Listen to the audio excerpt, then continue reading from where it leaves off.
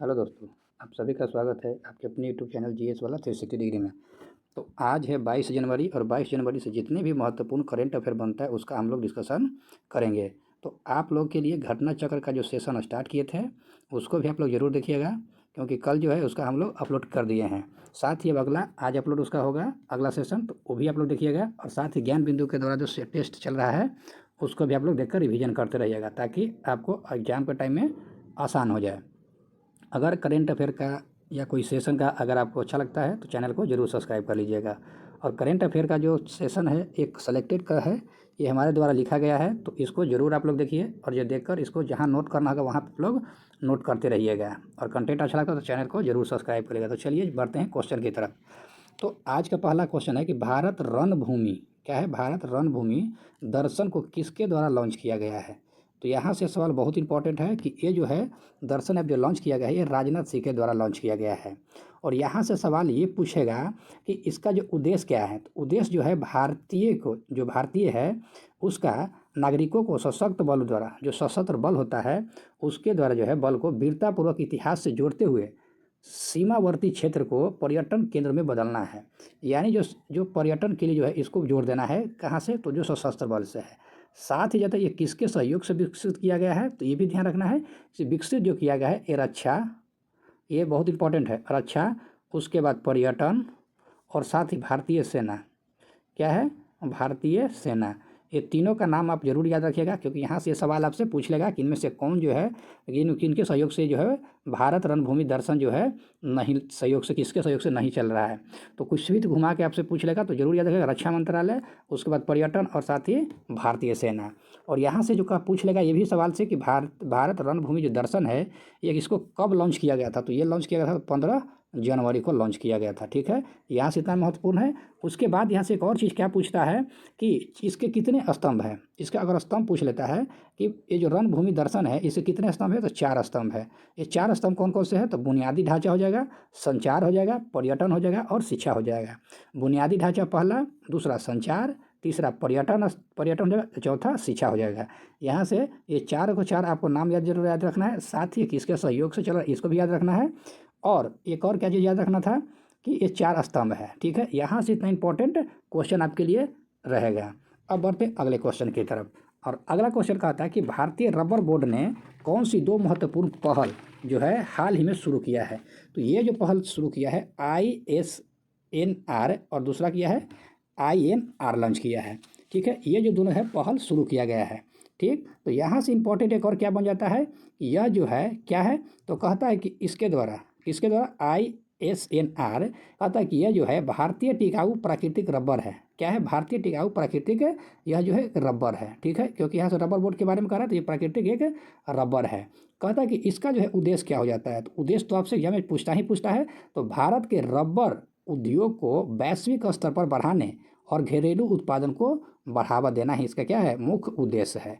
ठीक है, तो उद्देश्य इसलिए याद रखना है। और हर एक क्वेश्चन में जिसका उद्देश्य होता है हम इसलिए लिख देते हैं, क्योंकि आजकल जो है जैसे मान के चलिए कि BPSC का क्वेश्चन आता है, उसके बाद कोई भी स्टेट PCS का आता है, तो यहाँ से जो जब भी क्वेश्चन आता है तो एक वन लाइनर के साथ साथ क्या देता है, एक फैक्चुअल दे देता है। और उसमें जो है ना पूछता है कि इनमें से कौन सा जो है कथन सही है या सही नहीं है। तो उस जगह पे जो है उद्देश्य को ही एंट्री करता है। तो इसीलिए हम जो है हर एक क्वेश्चन में उद्देश्य लेकर आते हैं, क्योंकि उद्देश्य से ही यहाँ से आपका क्लियर हो जाएगा। तो यहाँ से क्वेश्चन इतना ही। अब बढ़ते अगले क्वेश्चन की तरफ। यहाँ कहता है गेट्स, क्या है, गेट्स कैम्ब्रिज इम्पैक्ट पुरस्कार 2025 किस क्षेत्र में उत्कृष्ट योगदान के लिए दिया गया था। तो ये कहता है क्वांटम कंप्यूटरिंग के लिए जो है यह पुरस्कार दिया गया है। कौन सा पुरस्कार, तो गेट कैम्ब्रिज इम्पैक्ट पुरस्कार 2025 है।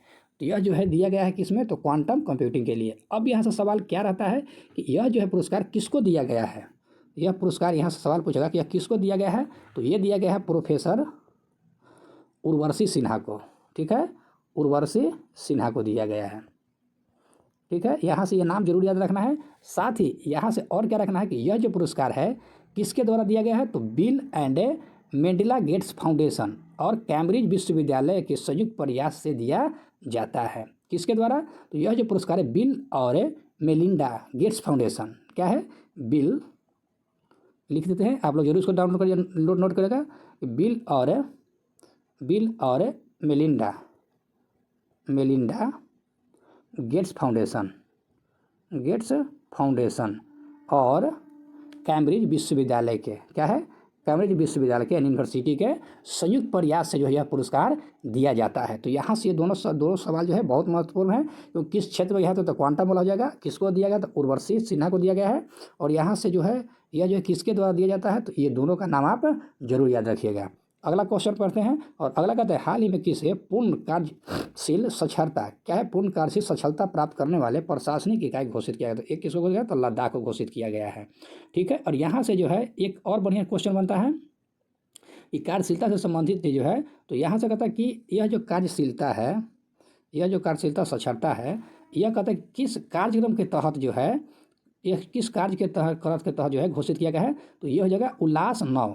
ठीक है, यह क्या, उल्लास 9 भारत कार्यक्रम है। ठीक है, उल्लास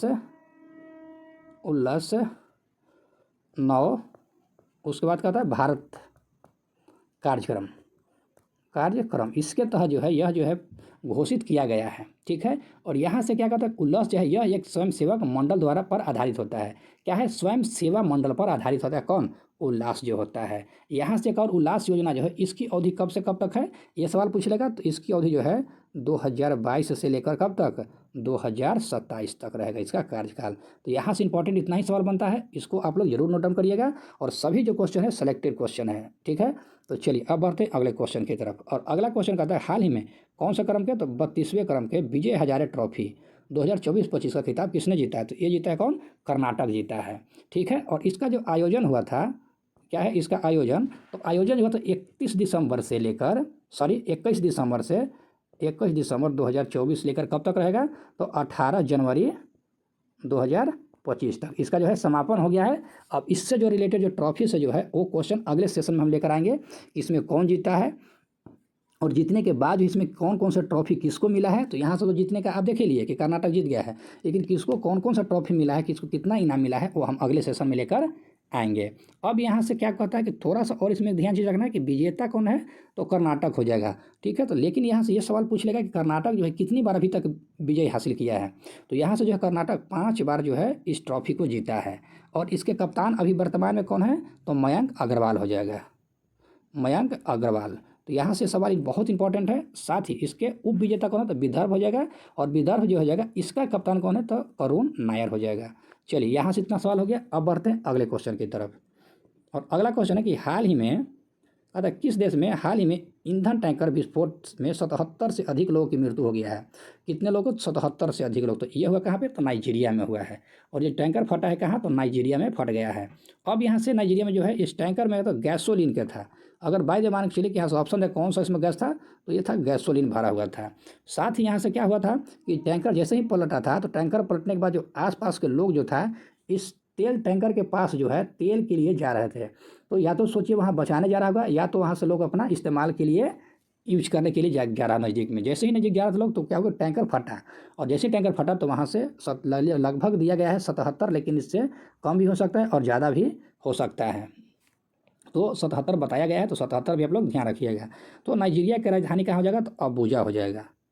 इसकी राजधानी कहाँ हो जाएगा, अबूजा हो जाएगा। राष्ट्रपति कौन है, तो बोला अहमद टिनुबू हो जाएगा, बोला अहमद टिबूनू, क्या हो जाएगा, टिबूनू हो जाएगा। ठीक है, उसके बाद यहाँ के मुद्रा क्या, नाइजीरियाई नायरा होता है। ठीक है, नाइजीरिया नायरा होता है। ठीक है, तो ये से नाइजीरिया से नायरा आ जाएगा। साथ यहाँ से एक और चीज़ ध्यान रखना है कि सेम जो इसी तरह से हुआ था नाइजीरिया में, एक बार और टैंक फटा था, कब, तो 2024 में। ठीक है, तो 2024 में जब फटा था तो उस टाइम जो है 147 आदमी यानी 147 व्यक्ति की मृत्यु होने की संभावना उस समय जताया गया था।